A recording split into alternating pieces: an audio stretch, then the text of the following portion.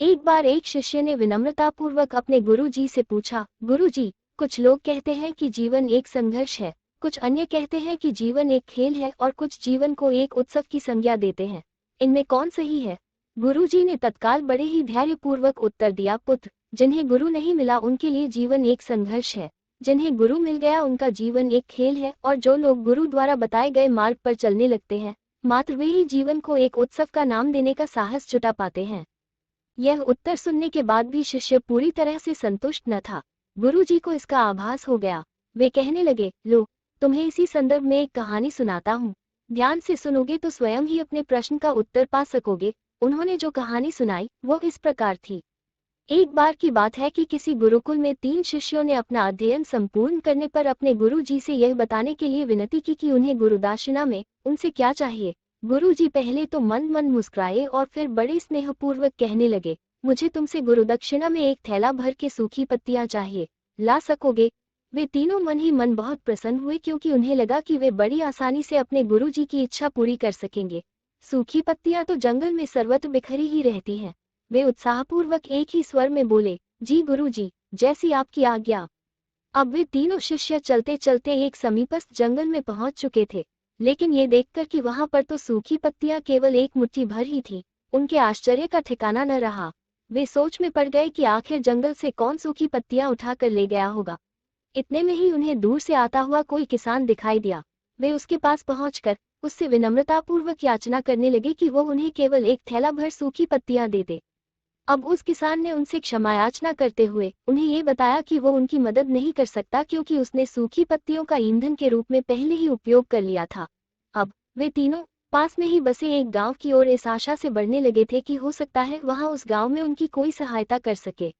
वहां पहुंचकर उन्होंने जब एक व्यापारी को देखा तो बड़ी उम्मीद से उससे एक थैला भर सूखी पत्तियां देने के लिए प्रार्थना करने लगे, लेकिन उन्हें फिर से एक बार निराशा ही हाथ आई, क्योंकि उस व्यापारी ने तो पहले ही कुछ पैसे कमाने के लिए सूखी पत्तियों के दोने बनाकर बेच दिए थे। लेकिन उस व्यापारी ने उदारता दिखाते हुए उन्हें एक बूढ़ी माँ का पता बताया जो सूखी पत्तियां एकत्रित किया करती थी।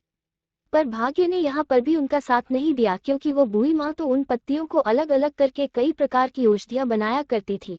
अब निराश होकर वे तीनों खाली हाथ ही गुरुकुल लौट गए। गुरुजी ने उन्हें देखते ही स्नेहपूर्वक पूछा, पुत्रों, ले आए गुरु दक्षिणा? तीनों ने सर झुका लिया। गुरुजी द्वारा दोबारा पूछे जाने पर उनमें से एक शिष्य कहने लगा, गुरुदेव, हम आपकी इच्छा पूरी नहीं कर पाए। हमने सोचा था कि सूखी पत्तियां तो जंगल में सर्वत्र बिखरी ही रहती होंगी, लेकिन बड़े ही आश्चर्य की बात है कि लोग उनका भी कितनी तरह से उपयोग करते हैं। गुरुजी फिर पहले ही की तरह मुस्कुराते हुए प्रेमपूर्वक बोले, निराश क्यों होते हो? प्रसन्न हो जाओ, और यही ज्ञान की सूखी पत्तियां भी व्यर्थ नहीं हुआ करती, बल्कि उनके भी अनेक उपयोग हुआ करते हैं। मुझे गुरुदक्षिणा के रूप में दे दो। तीनों शिष्य गुरुजी को प्रणाम करके खुशी खुशी अपने अपने घर की ओर चले गए। वो शिष्य जो गुरुजी की कहानी एकाग्रचित होकर सुन रहा था, अचानक बड़े उत्साह से बोला, गुरुजी, अब मुझे अच्छी तरह से ज्ञात हो गया है कि आप क्या कहना चाहते हैं।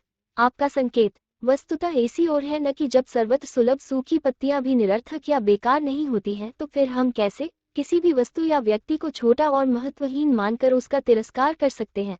चींटी से लेकर हाथी तक और सुई से लेकर तलवार तक सभी का अपना अपना महत्व होता है।